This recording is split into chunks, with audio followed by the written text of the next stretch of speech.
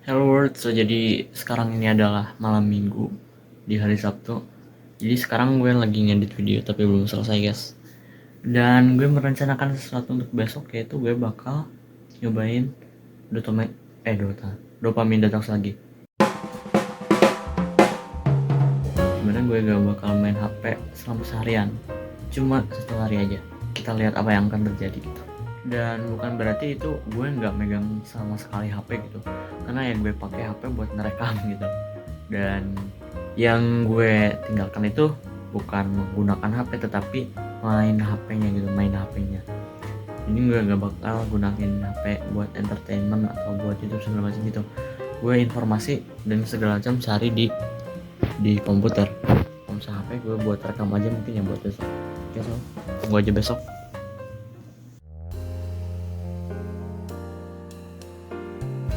Hari ini diawali dengan cukup buruk karena gue baru bangun jam 9 gitu. Kenapa gitu? Karena malamnya begadang aja, binge nonton Netflix, malah nonton anime. So jadi setelah gue melakukan rutinitas pagi, ya ke kamar mandi, terus ya ibadah dulu, makan walaupun telat ya sebenarnya. Tapi ya daripada gak sama sekali lah, maafkan. Jadi sekarang yang bakal gue lakukan pertama adalah perencanaan dulu, planning ke depan. Karena gue udah banyak hal yang ingin gue lakukan tapi nggak ada perencanaan.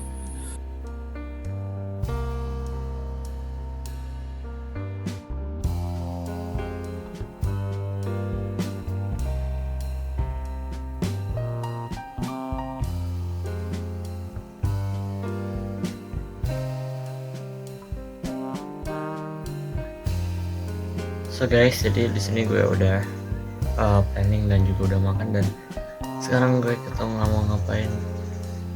Walaupun udah planning ya, tapi ya gue masih malas melakukan sesuatu.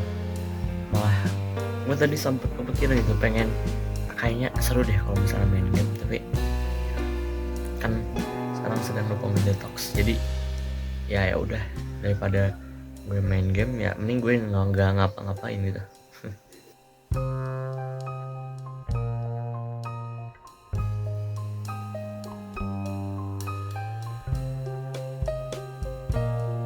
So jadi barusan banget gue baru habis ngedit dan upload video ke YouTube. Nih barusan di upload, silahkan ditonton ya. So far hari ini so good, gue belum main HP.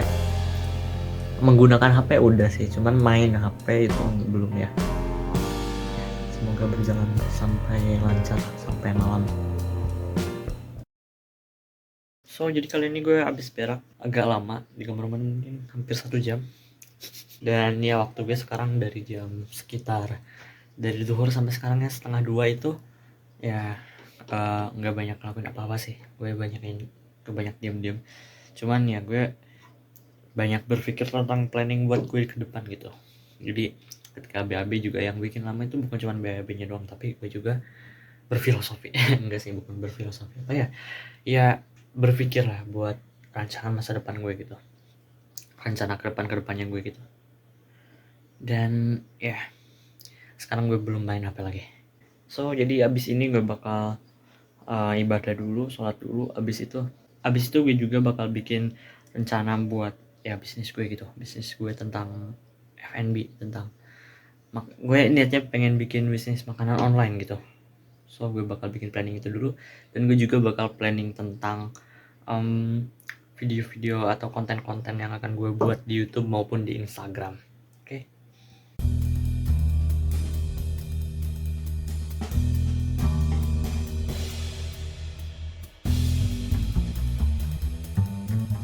Oke guys, jadi gue sekarang baru aja udah bikin poster coming soon buat usaha bisnis online gue lah gitu di Instagram.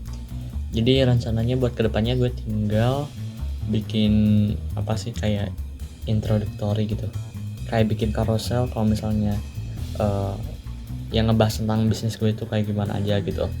Terus nanti gue juga mungkin buat carousel tentang produk-produk gue gitu, ya istilahnya tentang menu yang gue jual gitu. Jadi sekarang gue barusan abis lihat-lihat YouTube dan juga Instagram gitu buat lihat ya insight-nya dari sesuatu yang gue upload gitu. Dan gue di YouTube ngebuka suatu video yang berjudul The First Way to Strengthen Your Mind is to Use Your Body. Jadi intinya dengan kita lebih banyak bergerak, kita bisa meningkatkan kualitas otak kita gitu, terutama di hipokampus dan juga prefrontal cortex, yang dimana hipokampus itu berhubungan dengan memori kita dan prefrontal cortex itu berhubungan dengan cara kita fokus dan mengambil decision berarti keputusan gitu. Ya intinya dengan kita banyak bergerak, kita bakal bisa meningkatkan ya cara berpikir kita, dimana itu adalah hal yang sangat bagus itu. Jadi di sini gue juga bakal dari awal niatnya pengen buat lari sore gitu, dan dengan menonton video ini gue juga makin semangat buat lari sore. Dan ya sekarang gue bakal mau ya ibadah dulu, terus abis itu gue bakal bikin planning mungkin sedikit tentang pembuatan konten YouTube atau Instagram. Dan setelah waktunya itu nyaman gitu, kayak nggak terlalu panas gitu, kayak jam 4, jam setengah 5 gue bakal lari.